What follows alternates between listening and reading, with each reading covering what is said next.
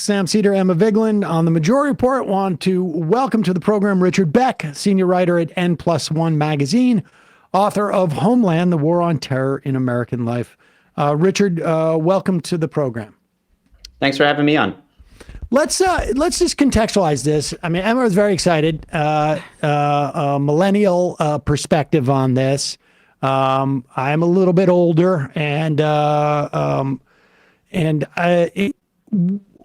what made you were 14 on 9/11? What fascinated you or enough about the sort of this dynamic? I mean, how did you have a sense that this was even a thing in some ways? The idea that we are living in really a post-9, or I guess as the other Beck, I don't know if he's a relative, Glenn Beck would say a 9/12 world. Not a relative as far as I know of, thankfully. I do think I wrote the book in part because of my specific generational position, which is that, as you say, I was 14 on 9/11, and that meant I was old enough to have a solid base of memories of what life in the country was like before the war on terror started. But I wasn't really old enough to have a politics of my own. I think, I'd gone through sort of your basic public school civics classes. I've been given the kind of standard story about what the country was for and how it worked. But, aside from just the politics that my parents and the other adults around me had, I didn't have any politics that I identified with. And I had to form those in the context of the war that was then launched and then proceeded to unfold. So I think that, people who are even just a few years younger than me maybe don't have that base of memories of what it felt like to be in the United States before the war on terror. And I think people who are even just a few years older than me, when 9/11 happened, they already had this set of political beliefs that they could draw on to interpret the world around them. But I found myself having to the ground was really shifting under my feet, right, as I came into political adulthood. Well, it's fascinating. I was 7 on 9/11. I know that upset Sam a little bit, but I was in suburban New Jersey, right 30 minutes outside of New York, which I think colors that perspective a lot. My dad was supposed to be in the World Trade Center that day, and we didn't know where he was, right? Like, those are experiences, I think, that a lot of people in the tri-state area had. But broadly about politics, I don't have those memories, right? Prior to 9/11, that's when I remember thinking about politics really for the first time. Mm-hmm. And there's been some discourse about this election and why, Gen X is more Trumpy, and Gen Z, some voters kind of swung towards Trump in a way, but millennials are pretty solidly Democratic. And does that, in your view, have to do with the experience of the war on terror? Is it also the financial collapse and how that affected folks' politics? What do you make of that and how it informs like millennial ideology in this country today? I think that I think there could be something to that. I think when I read about Gen Z swinging toward Trump more than before, the explanation I've heard that seems the most plausible to me is that the Democrats in this campaign, and now for almost 10 years, have been really hammering on this idea of Trump as an aberration from the norm, as something unprecedented, as something that shouldn't be part of how politics works in the United States. And if you're young enough at this point, your response is, what are you talking about? Trump isn't normal. Of course, right. Trump is normal. Trump has been a figure since I was a teenager. This idea that he's some kind of aberration would just seem sort of ludicrous. I do know that for my own part, the base of memories that I had to draw on weren't so much political. I grew up in a pretty affluent suburb. My parents were basically all standard liberal Democrats.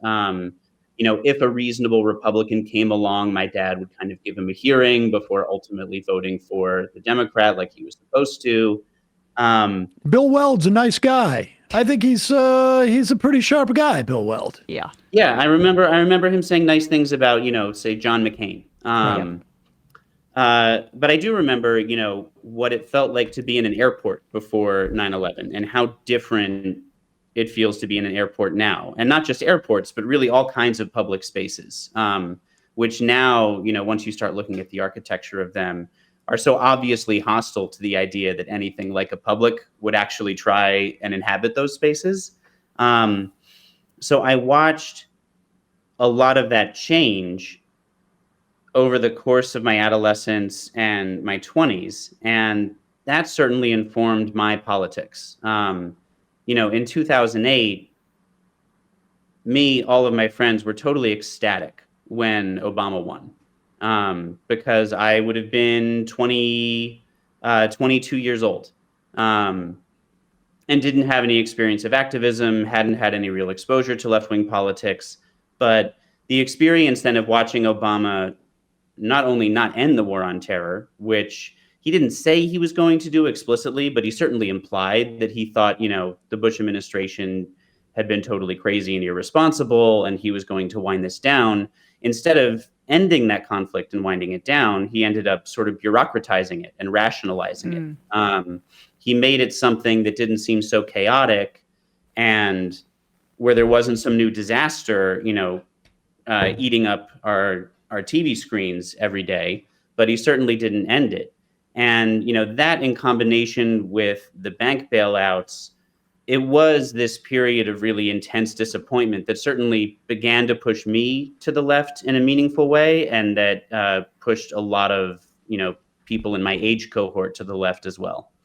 That's interesting. I mean, I want to just spend just a little bit more time as you as an avatar, and then go through these bigger stories, because I think, at the time I do recall feeling like if Obama does not deliver, there's going to be a lot of disillusioned young people, and I think that could really go either way.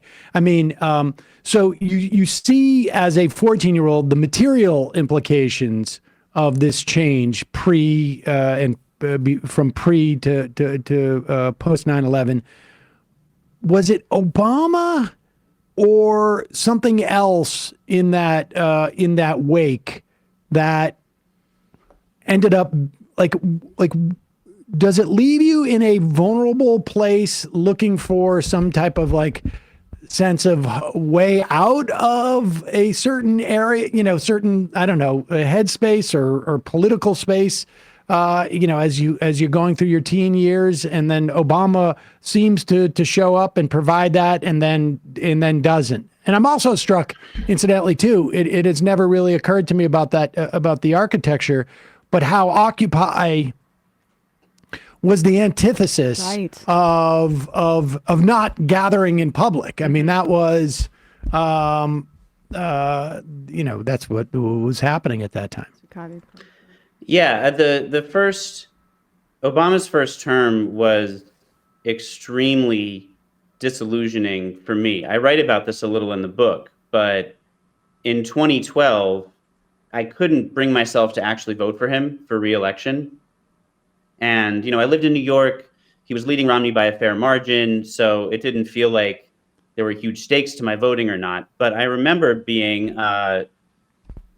depressed about it and angry about it. At the same time, I'm glad you brought up Occupy, because, when Obama was elected, you also have to remember, before Obama, I'm raised kind of a standard liberal Democrat. And, a show like The West Wing was my parents' favorite television show of all time. And Obama shows up like The West Wing come to life in 2004, and then especially in 2008. And so in 2008, the entire Bush presidency, again, the story was a little bit like Trump, this idea of this extraordinary aberration. The idea was, well, the problem is that Bush is so stupid, and his vice president and all the other people who advise him are so uniquely malicious and evil that if we can just kick that administration out, then of course we're going to wind this down. That turned out not to be the case. So that was a huge disappointment. And then when Occupy happened, I remember that very vividly because I was living in New York by that point. That was the first event that I remember, feeling myself spoken to as a political adult and feeling myself being asked not just to think as a citizen, but actually act as one. Because one of the things that had been disappointing about the first Obama term was this idea in 2008 that, we're all participating in making this incredible good thing happen. And then, of course, notoriously, when Obama was elected, he had this enormous, Move On email list, all these people who were just ready to be put to work, which then he demobilized. It was Obama for America. Yes. That he very purposefully demobilized. And in fact, Right. I would say in the summer leading up to that, he not only ultimately demobilized what was then Obama for America, but there was quite a bit of reporting, and certainly in outside groups that I had spoken to, his people, his campaign said, do not donate to these outside groups. So he demobilized a lot of the progressive infrastructure outside of the campaign because they didn't want to be influenced by where other people's agendas. So yeah, there was definitely a lot of that. In fact, I quite vividly remember having on this program both Matt Stoller and Glenn Ford from the Black Agenda Report, who were making the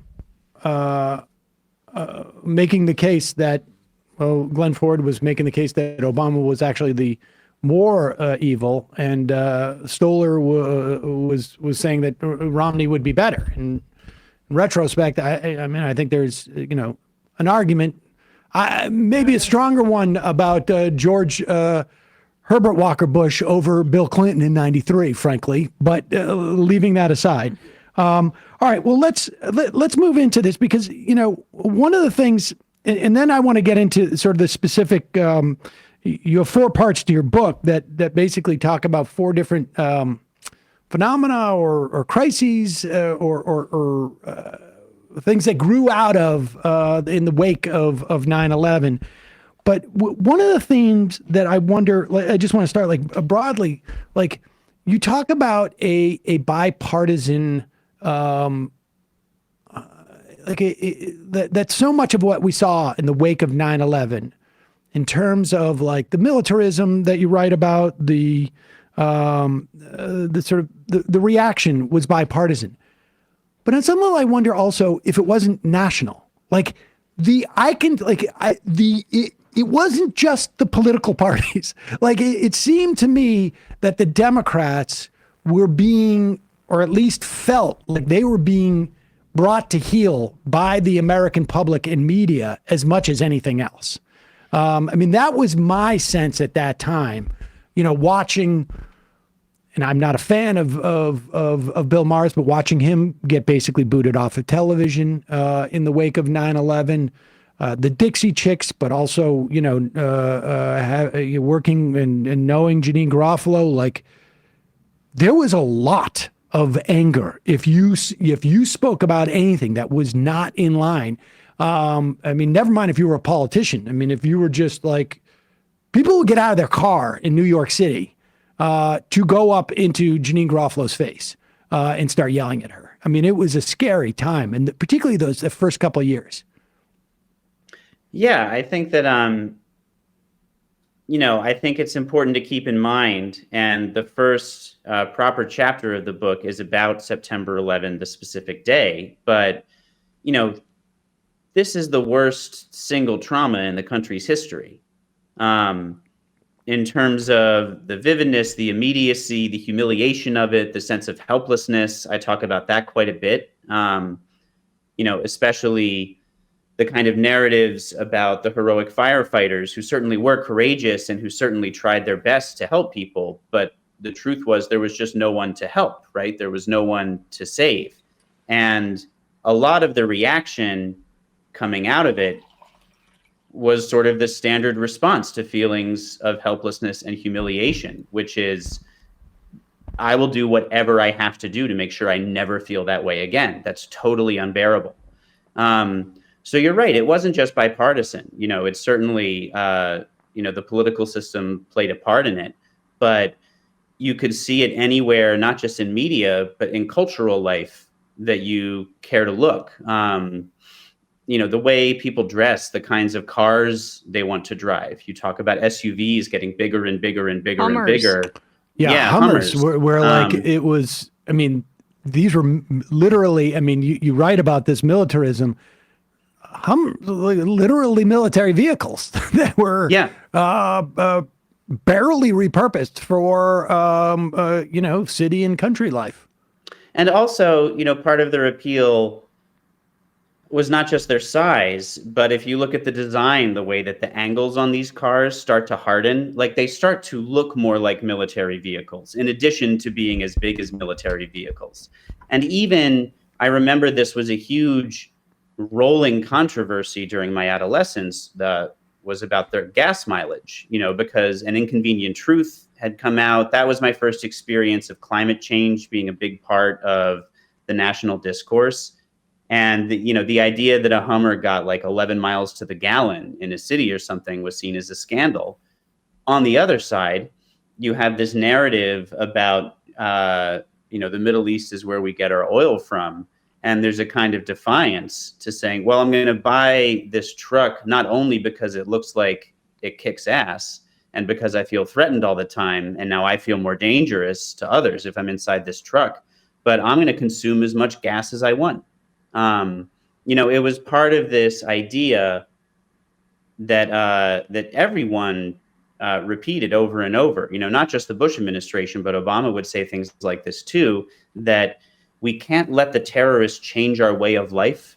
If we let them change our way of life, then the terrorists have won. Yeah. That was Richard, just totally pervasive. This is exactly the same thing we're seeing with Trump, right? Like it comes back to the idea of, we want to trigger the libs. Like, I remember that too. I remember when An Inconvenient Truth came out, some parents they showed it at my school, some parents wouldn't let their kids go. It was a whole controversy. But even the Hummer stuff, like, that was a way to say, screw you liberals who care about the environment, you tree huggers. It's more valuable to me to make you upset than it is for me to build a better world. And that was 20 years ago.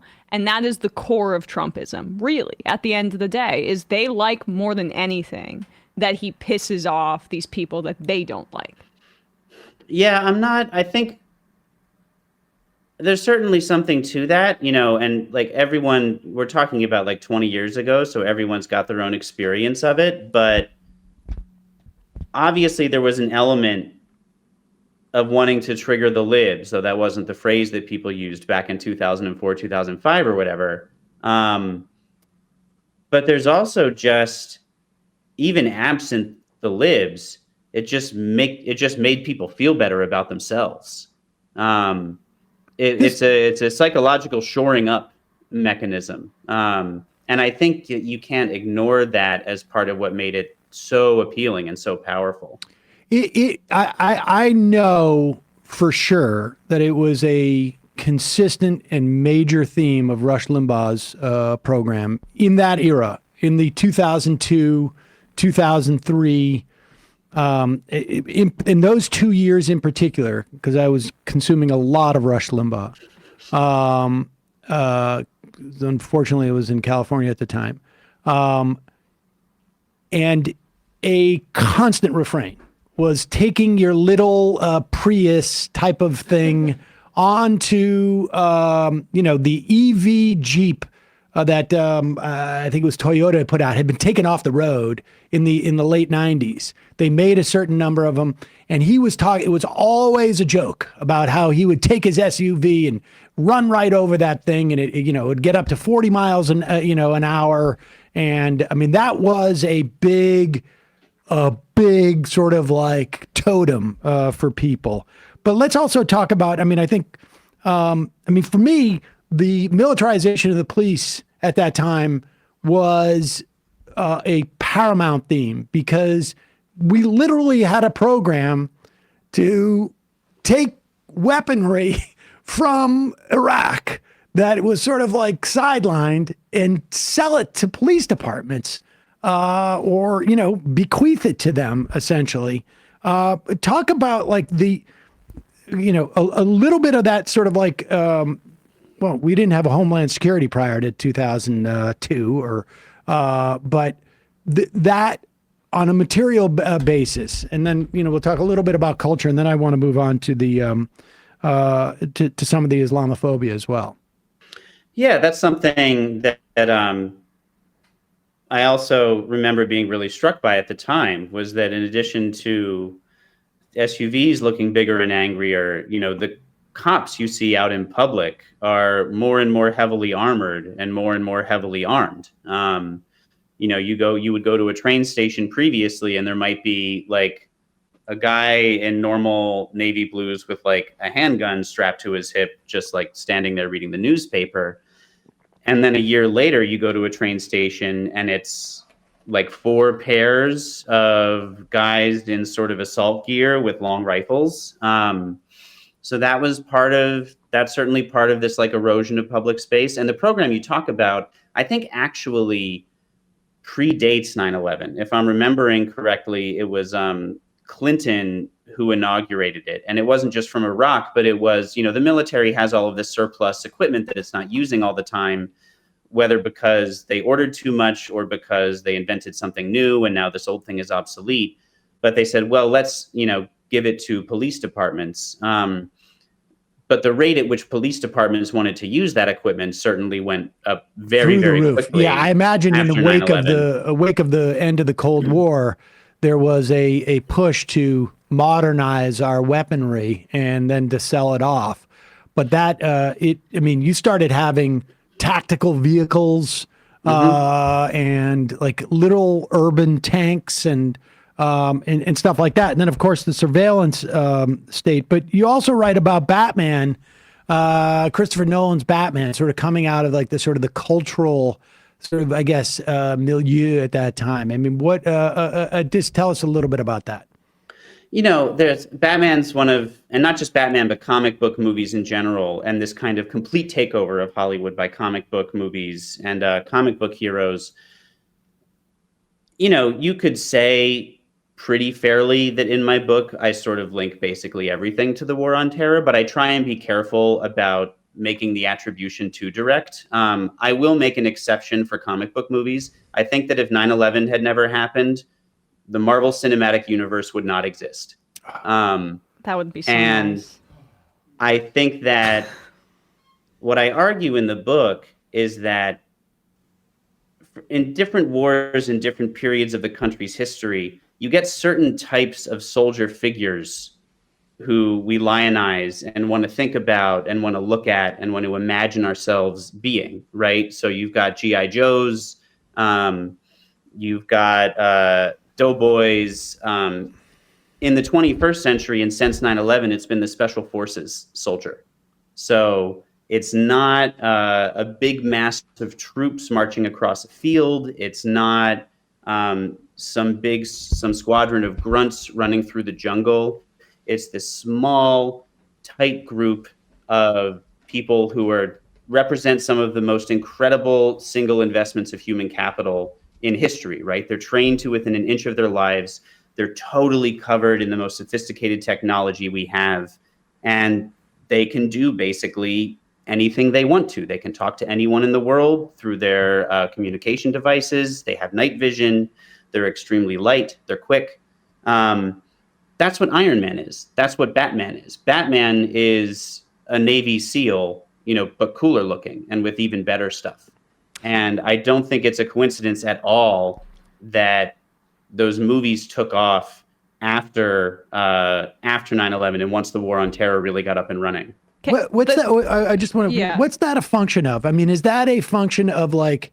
Do you think like some type of group aspirations to have full power over this? Like, I'm trying, because I know that like look, Rumsfeld's agenda at that time was to recreate the military into a military that does not exist on a battlefield in the way that, but it is much lighter, much more mobile, able to go anywhere, much more geared up than, we were used to.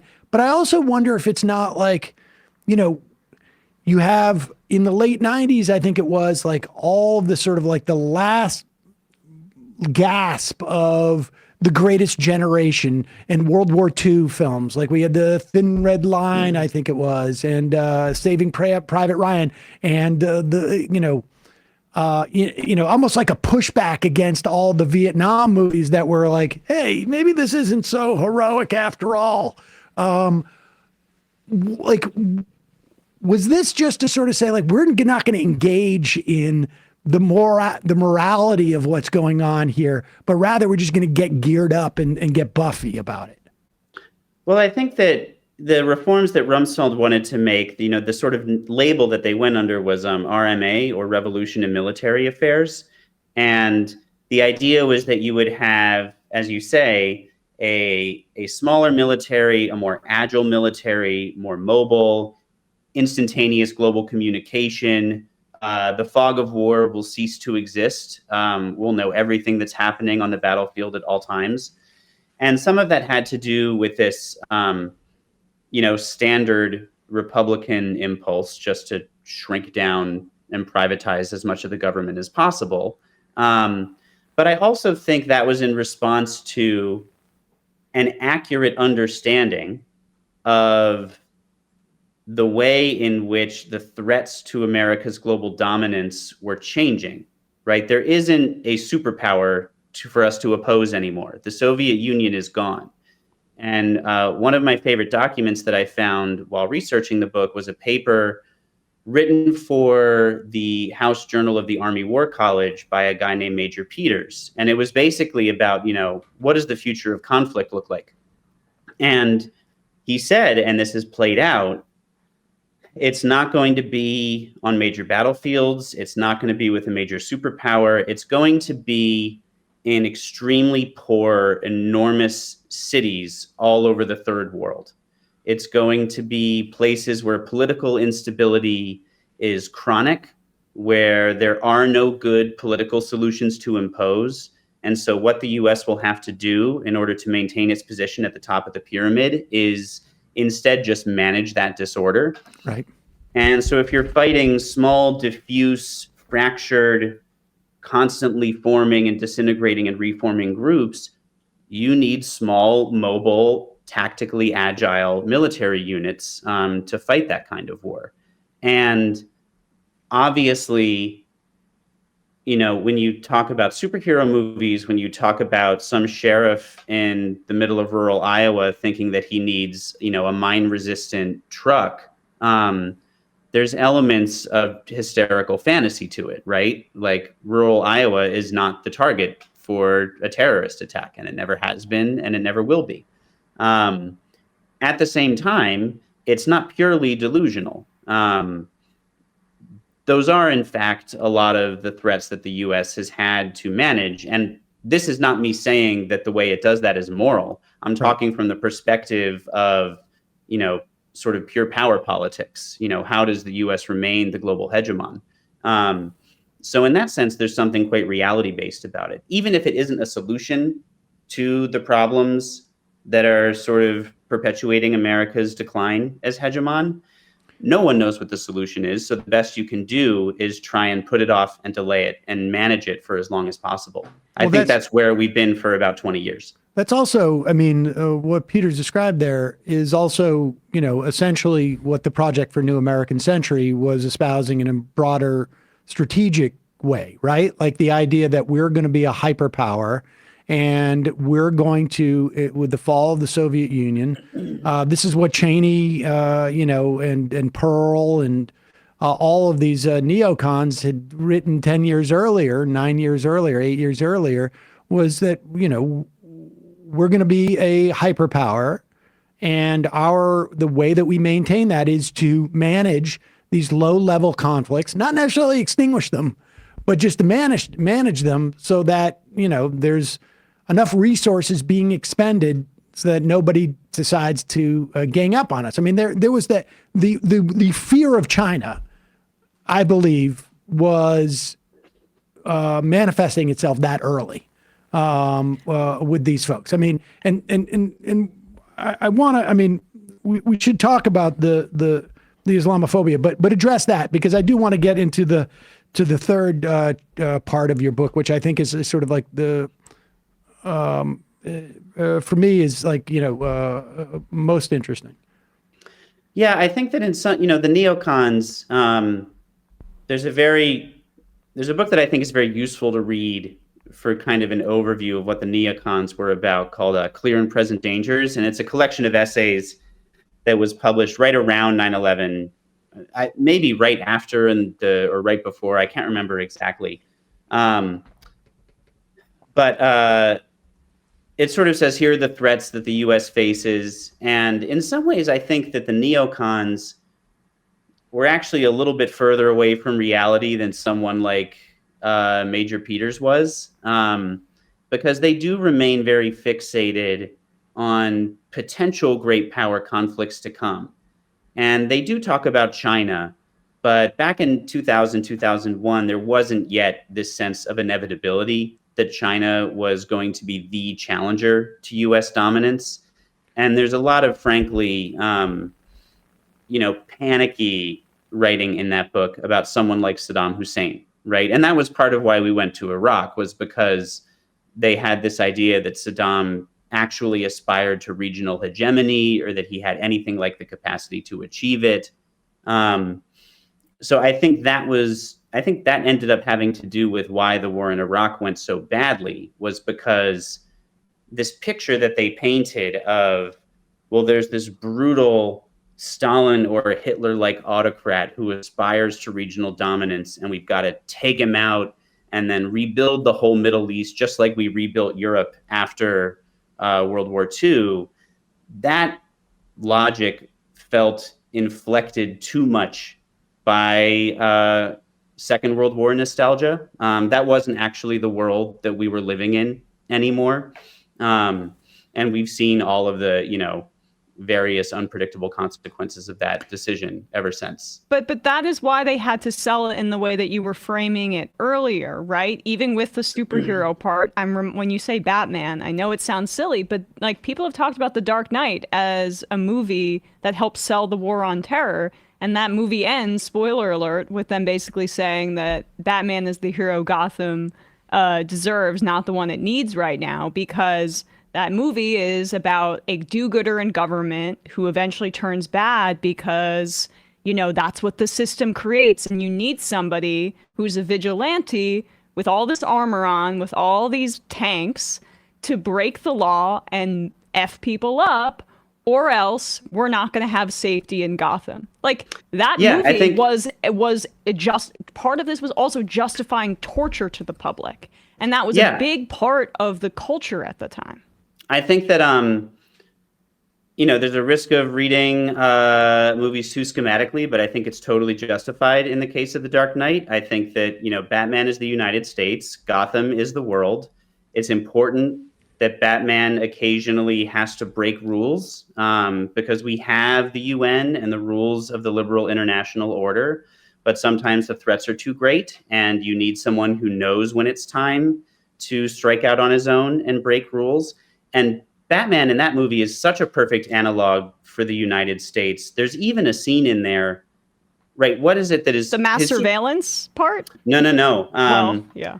His superpower, right? Batman really resonated because he doesn't have any magical powers. He's not Superman, who's like an alien god. He's not Spider-Man, who can literally shoot webs because of a science experiment. His superpower is that he's richer than everybody else, which is also America's position with respect to the rest of the world. But there is a scene where he's talking to his butler about how he's going to build all of the gear that he needs for his bat suit. And the butler says in so many words, well, we're going to design it here, but we're going to outsource the manufacturing to Southeast Asia. Like, that's literally in there. And I don't know what possible reason there could be for that being in there, except that that analogy is intentional. 100%. Let's talk a little bit. I mean, the Islamophobia. I mean, I just I don't want to breeze by it, but I mean,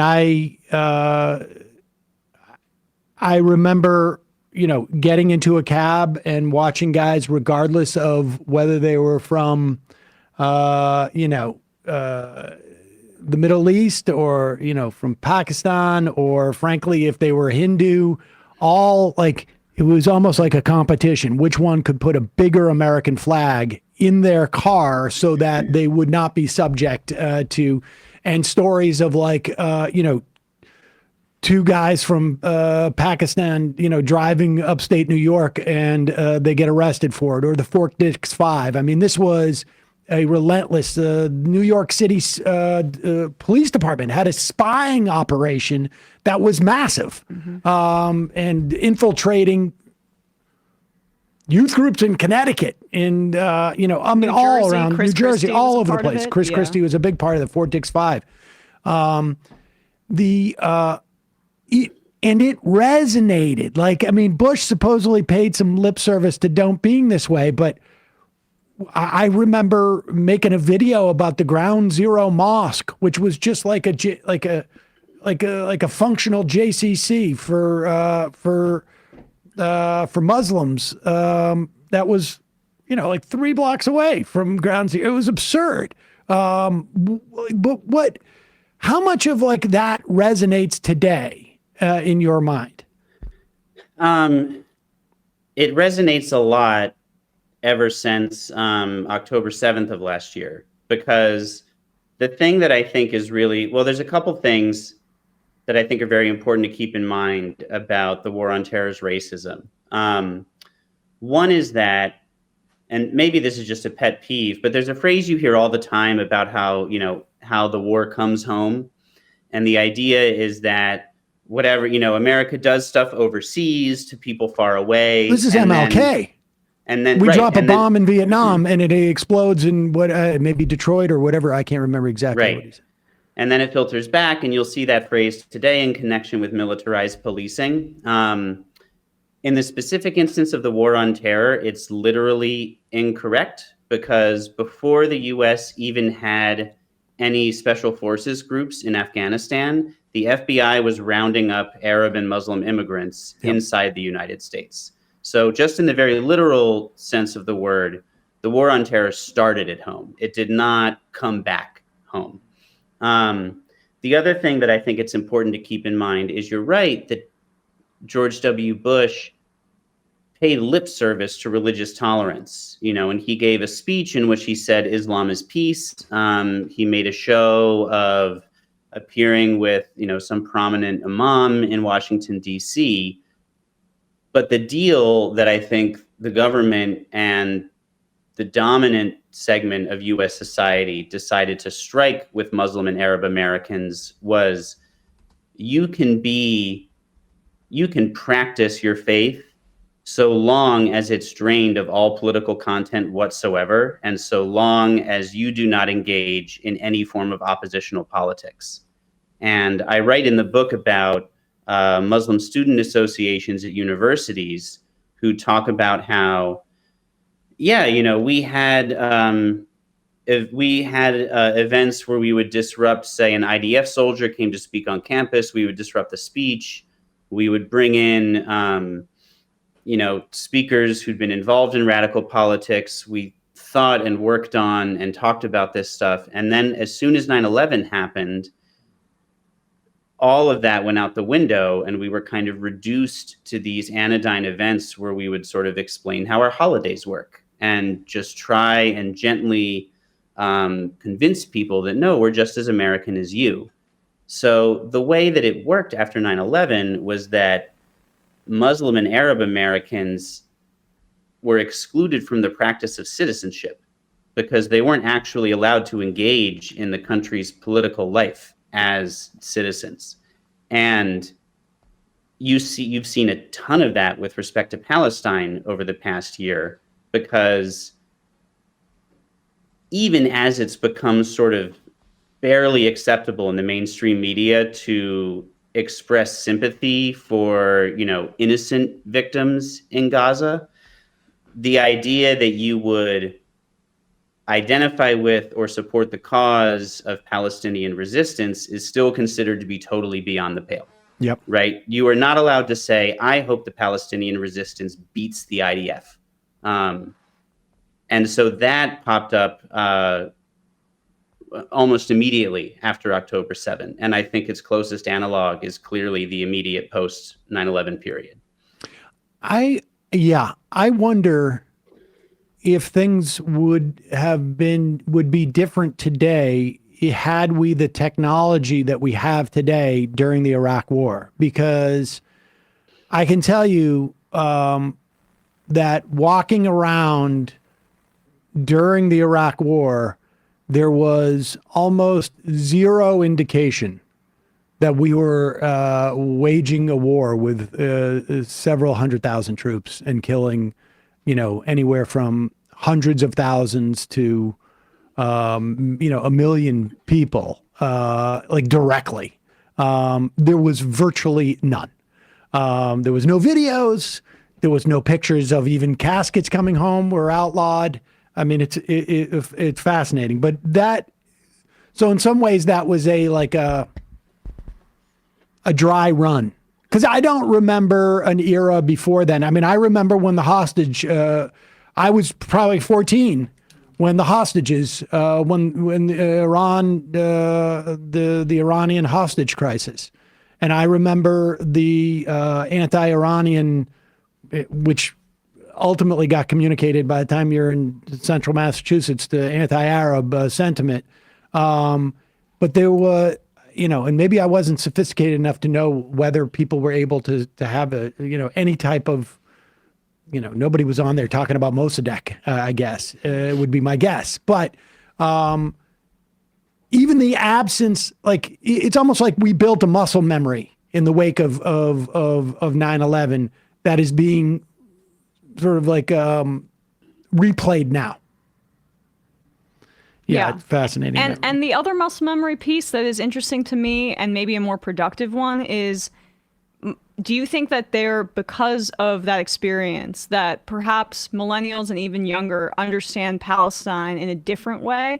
Because I remember, the talk about we're just in Iraq for the oil sometimes was dismissed as a lefty conspiracy theory, basically. But when we look at Israel's placement near the Suez, when we look at our continued bloody involvement in the Middle East, I'm seeing generations just kind of understand that that's why we're there. And of course, we have surveillance technology we share with Israel and that kind of thing. But that I almost feel like was one improvement culturally, where people began to see our foreign policy through a more imperialist lens, even if it's still dragging behind where it should be. Yeah, I think that's been, in terms of U.S. political culture, I think that's been one of the only bright spots of the past year, because in my lifetime, Occupy is the first meaningful eruption of a radical politics. That gets followed by Black Lives Matter in 2015, by Me Too, by Black Lives Matter again in 2020. But my focus writing for N+1 and working on this book has been foreign policy for quite a long time. And none of those earlier movements were internationalist in a meaningful way. And it's been heartening for me to see that as soon as October 7 happened, as soon as Israel's war began, the left in the US got it right away. And it's the first time I've seen a wholehearted internationalist component to mass political activity on the left. Which is not to say it's the first time that's happened, but the first time in the past couple of decades, I think it's reasonably fair to say. I mean, I feel like the WTO protests in Seattle at the end of the 20th century, was a beginning to understand sort of some of those dynamics, but it wasn't it wasn't really paying attention as much to what we were doing. I mean, part of it was like there were protests in 92 or 3 when the first Gulf War, but it was very quick because the war was relatively speaking pretty quick, and it wasn't nearly as widespread as the lead up to the second Iraq War. But let's talk about that notion, because you are unconvinced about the blood. This being a war for oil, and I mean, I think I'm curious as to your perspective of. I mean, I feel like war for oil is a little bit simplistic construction. Like it wasn't to get the oil as much as it was to control the oil, to make sure that.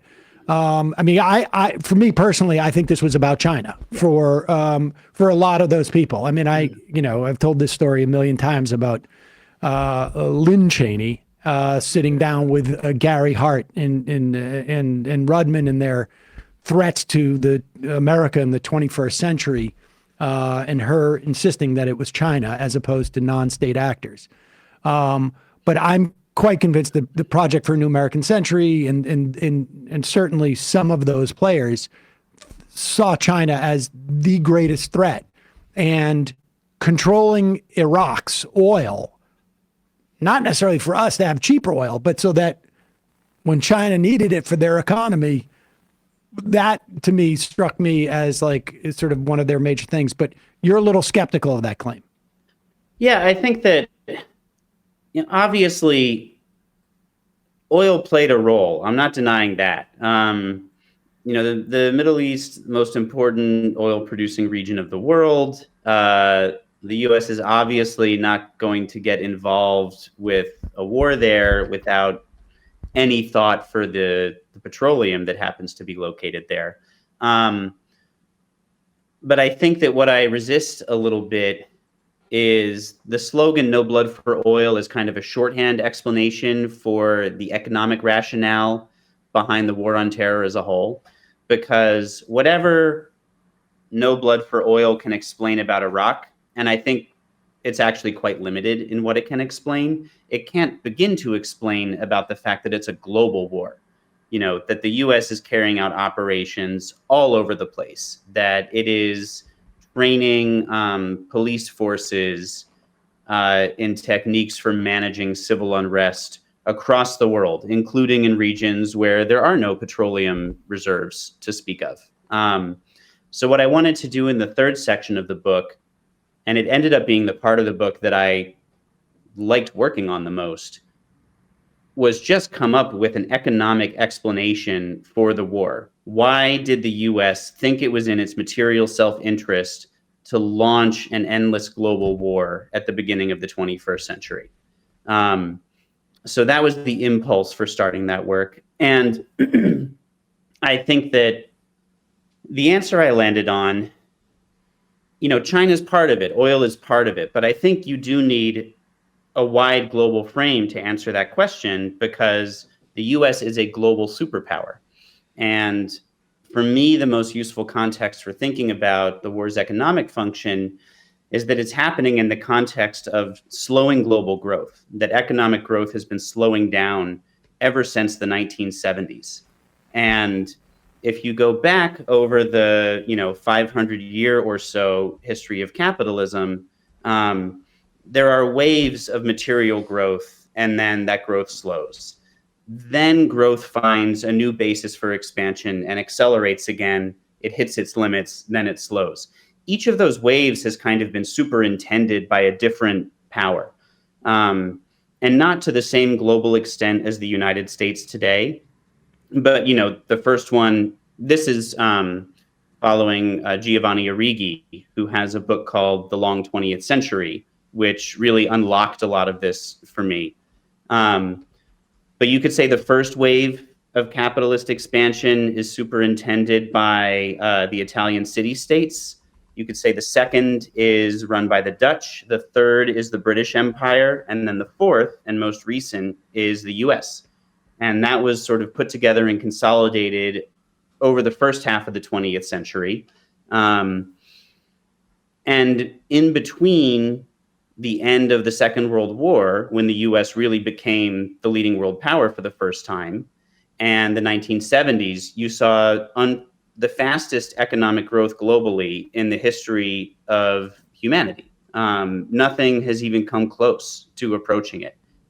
That's been breaking down now for about 50 years, bit by bit. If you look at average growth rates decade by decade, which provides a longer perspective than just tracking, the business cycle, global growth has slowed down from the 60s to the 70s to the 80s to the 90s, all the way through the present. And what the US is trying to do is manage the consequences of that slowing growth. And this is why the question of China's emergence as a new superpower is not as cut and dry as you might think, because China certainly has a lot of advantages over the US economically right now, especially the fact that its labor force is still much cheaper than America's. But China hasn't discovered some new basis for material growth expansion that the US doesn't know about. So it could be, instead of China just taking over and the US falling back into some kind of, husk of the British Empire type role, that the US and China are kind of competing for a shrinking pie. Yes. I mean, I think the concerns about China were overblown, frankly. I'm thinking their rationale necessarily, not so much like what is rational, but I think, yes, because China has they have a lot of challenges too that we don't frankly have in some like material respects. But so that idea of we are both dealing with maybe a rise in China's strength economically, and arguably, who knows where ours is, but just the pie is shrinking on some level, and we haven't quite figured out the new expansion of the pie. Do you think it's crypto? And that's also what Bitcoin, right? Bitcoin or Mars? Well, of course not. Of course, it's not those things. But this is why you see these things developing. All of these fantasies about here's where growth is coming from. Silicon Valley has essentially been selling one story after another of this is what's going to save economic growth. You had the first .com boom around the turn of the century, and it's not only Silicon Valley. Robert Brenner has an essay that I think everyone should read called "What's Good for Goldman Sachs is Good for America." Where he talks about the shift in the US economy because of slowing growth to basically what he calls asset price inflation. So you've got Silicon Valley around the turn of the century. The housing boom is exactly in line with this kind of thinking. And all through the first Bush term and into the second, the fantasy was that, well, home prices are going to go up forever. That's going to make everyone in America wealthier. We've unlocked the secret to growth, right? Ownership society is what he called it. And of course, it was based on a lie because many of the people who'd bought houses couldn't actually afford to buy them. Since then, we've seen crypto and the blockchain and Web3, and it feels like the speed at which these fantasies pop up and then just get discarded is increasing, because I am old enough to remember 3 whole months of articles about how the metaverse was going to transform all of our lives. And the reason that these keep popping up is because we don't actually have a good answer to where does the next wave of economic growth come from. We should say this is being simulcast in Second Life right now. But part of that is also, it seems to me, that is driving that is the incredible wealth disparity that we have and the concentration of wealth. Because at one point, like, you got so much money, you don't know what to spend it on. So you are constantly looking. I mean, this is what that irrational exuberance that Greenspan was talking about in the buildup to the financial crisis was, like, people are walking around with too much cash. And by people, I mean a very narrow subset of people who have way too much cash that have been hoarding, and the only thing that they want it for is to make more cash. And so they're constantly looking for where this growth is going to become, and they almost they inflate these assets, and then you get like Bitcoin. I mean, that's also, this increase in wealth inequality is itself a consequence of slowing growth, because if growth were still continuing, at 4% a year on average, the reason that happens is because capital is being invested in new production. It's being invested in new factories, in hiring new groups of workers. When growth slows, part of what that means is that there don't seem to be good opportunities to invest your money in new production, because the rate of return isn't high enough for it to be worth the risk. So instead of investing capital in new factories, they put it in the stock market. Companies do stock buybacks. I mean, stock buybacks are the most perfect illustration of this. You've got a corporation worth tens of billions of dollars that could be expanding its operations, but says, you know what, it's not worth it. What's worth it is for us to do stock buybacks and just inflate our balance sheets. And that in turn exacerbates slowing growth, because that money is not being put to productive use in the economy. Interesting. All right. Well, we've held you for a really long time, but let's just briefly talk about the impunity culture, because that's sort of the world we're living in. I mean, Bill Kristol and I can't even remember his name now, Axis of Evil guy, are, I mean, hopefully it's over a little bit for them, but they're resistance heroes. We still... Trump just got off. He just got reelected president. That's a pretty good example of impunity. But this was accelerating, it feels like, in the context of both our government and our society, from like savings and loans to Iran-Contra. I guess you could even argue Watergate, and creating this sense. And then Obama's, one of his primary directives was to turn the page as far as he was concerned. And it really, I mean, Nancy Pelosi not that long ago was bragging about how she basically quashed an attempt to impeach Bush. It is, I would just speak to that sort of implication that comes from, how does that come from the war on terror?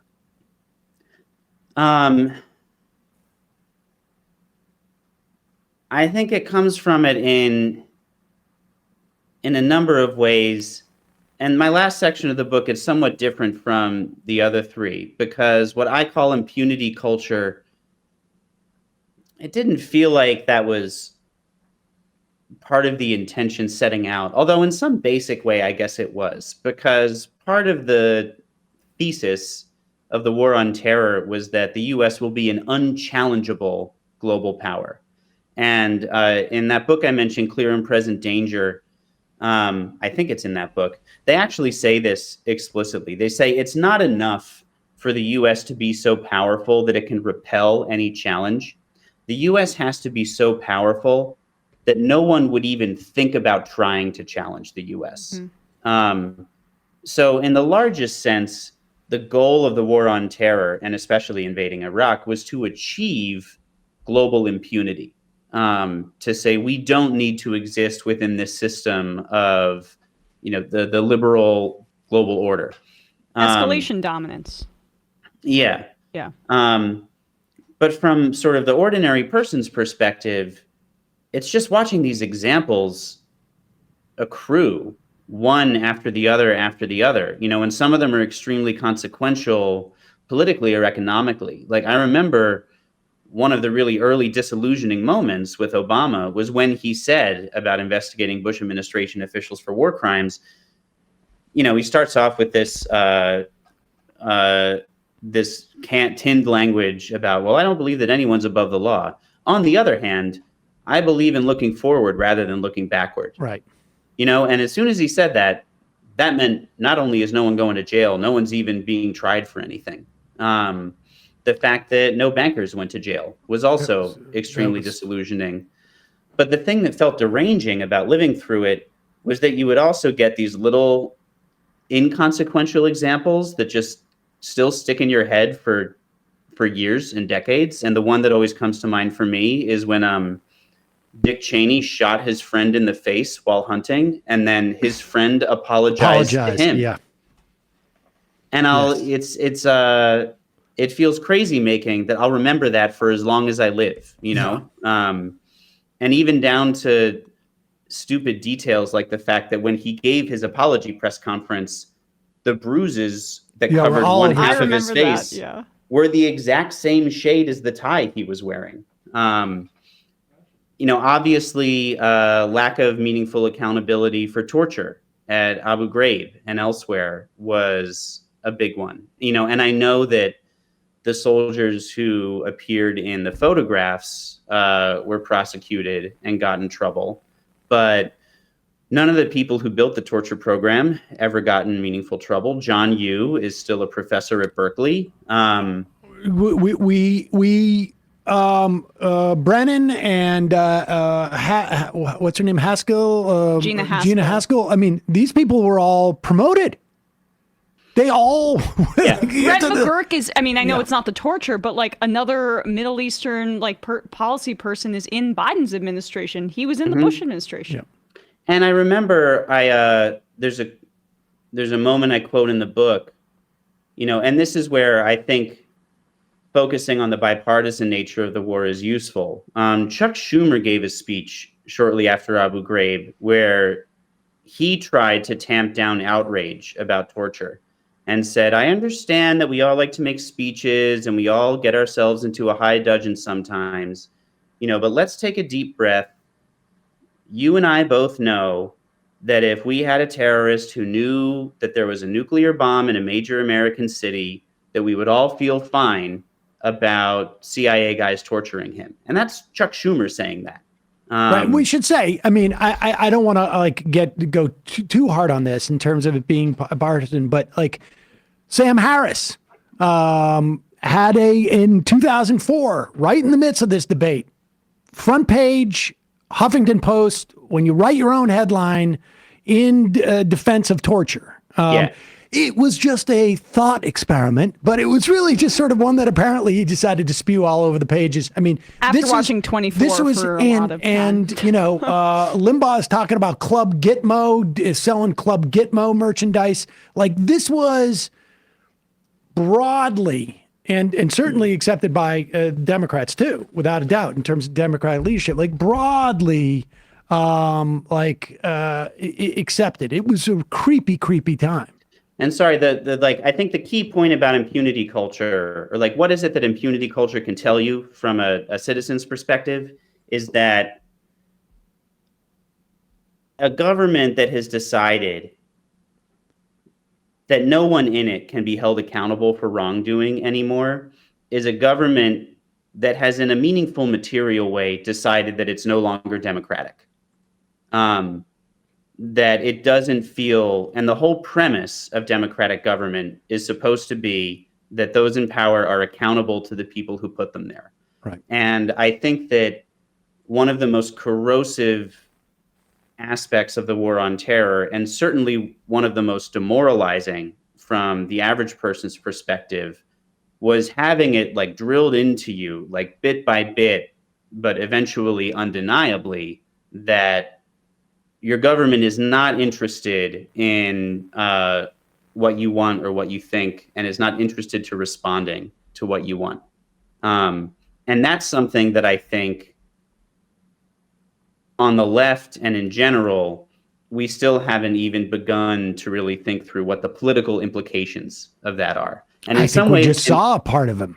Yeah, and in some ways, I think that the far right is doing a better job, not in terms of intellectual content, but in capitalizing on that feeling politically. I think that they have secured an advantage for themselves in that respect over the past 10 years or so. I think you're absolutely right about that. I mean, I just, Pluff was just on, I just saw a clip on PodSave where he's talking about we need to appeal to moderates. But those people weren't politically moderate who decided to vote for Trump. They had an issue with an inside-outside type of perspective. And that plane of existence is not appreciated, at least within the professional class, it seems to me, of the Democratic Party. Well, it's a fascinating book, and we will link to it. Richard Beck, senior writer at N+1 magazine, author of Homeland, The War on Terror in American Life. We'll put a link to that at majority.fm in the podcast and YouTube description. Thank you so much for your time today. I really appreciate it. Thanks. Hey, folks, don't forget to hit the subscribe button and check out our daily show. We do it every day at 12 p.m. Eastern for about 2.5 hours. We even take phone calls. You should check that out.